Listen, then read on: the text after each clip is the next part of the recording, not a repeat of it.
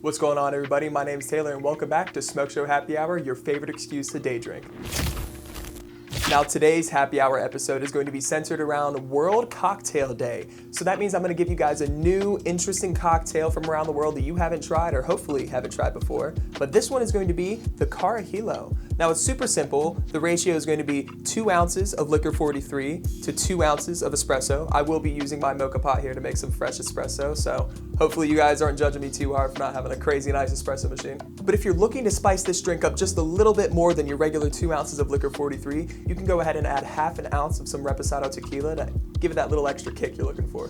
So guys, if you haven't used the moka pot before, it's actually a pretty simple process. What you're gonna do is you're gonna unscrew the base, you're gonna fill the water in just to the line where that leak valve is. You'll see a small little hole. And then you're gonna remove that middle piece. You're gonna fill that to the top with some light or medium ground coffee. You don't wanna pack it down too tightly. You wanna leave it nice and loose right on top there. You're gonna screw it back together, and then you're gonna wait for the gurgling sound. Once it's gurgling, that's how you know that your coffee is ready, and you can go ahead and take it off the oven and pour it immediately. Now, a lot of people mess up when they're making their coffee in a moka pot, and they let it cool inside of the pot. Now, that can lead to your coffee burning and getting a little bit of a metallic taste on it. So I recommend, if you're making a drink like the Carajillo, to remove it pretty quickly. I don't know if you guys can hear that. Hold on, I'm gonna grab the cam. We're gonna get a little close-up shot here. So there you guys go. Once it is gurgling over the top, I'm sure you guys heard that a little bit. Hopefully the mic picked that one up. You're gonna take that off the heat, let it cool just for a couple seconds, and then we're gonna go ahead and grab a temperature-safe container to pour that one into. Now, I have a metal ice ball that I'm gonna put in there just to kind of cool it off a little bit without me having to water down my coffee any more than it already is. Now, somebody was asking me how I cut my ice, probably asking whether or not that's why it is so clear. No, now we do use the Clarus clear ice cube maker. It is a little pricey, but it does make some pretty clear, beautiful ice cubes every single time. Now, sometimes it does melt a little bit, and then when I stick it back in the freezer and it refreezes, it leaves a little bit of imperfections on my ice. So when you see me doing this, I'm basically just cleaning up the ice a little bit for the final product. So that way those photos look extra crispy for you to see them on Instagram. Now, when somebody asks me how I cut my ice, it depends on the glass that I'm cutting it for.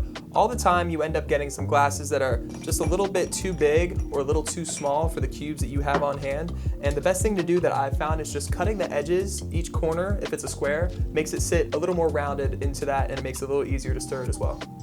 Something about a beautiful ice cube for a cocktail just brings it together every single time. So what we're gonna go ahead and do, just for your very simple Carajillo recipe that I know took a lot longer because of the moka pot, but if you went ahead and already freshly brewed your espresso before we got here, then you're a couple steps ahead of I am. But we're gonna measure out 2 ounces of this espresso that's been chilled.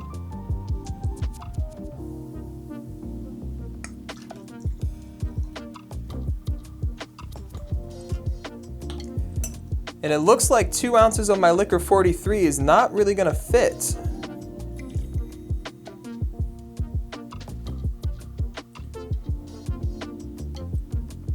After I took a little extra sip, I got it to fit in that glass, but I'm really excited to see how this one's gonna taste. Now, when I think about drinking coffee, I love getting salted caramel cold foam on top or something else of the sort. I don't really drink black coffee like that. So I was thinking about adding something like that on this, but if you end up mixing around and try this recipe out yourself, I definitely think that that would be the best addition to it. But without further ado, I'm gonna take a quick sip. We're gonna see just how good the Licor 43 and the espresso pair together to create the Carajillo.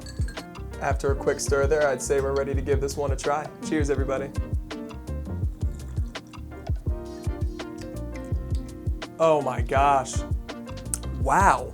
It's like it's not caramel, it's not butterscotch, but this tastes like the best coffee you've ever tasted, all right? Now, that might just be the Licor 43, because it's definitely not the Kirkland brand coffee. It's not bad, but wow, this is absolutely amazing. I'm blown away by this.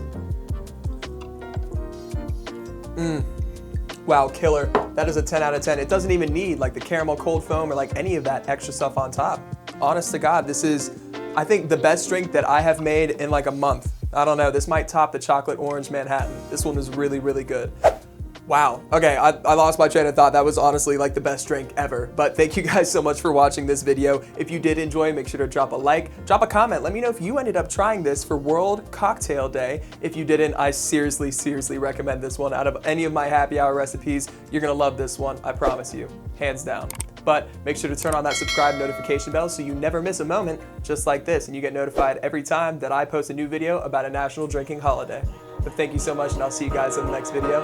Cheers.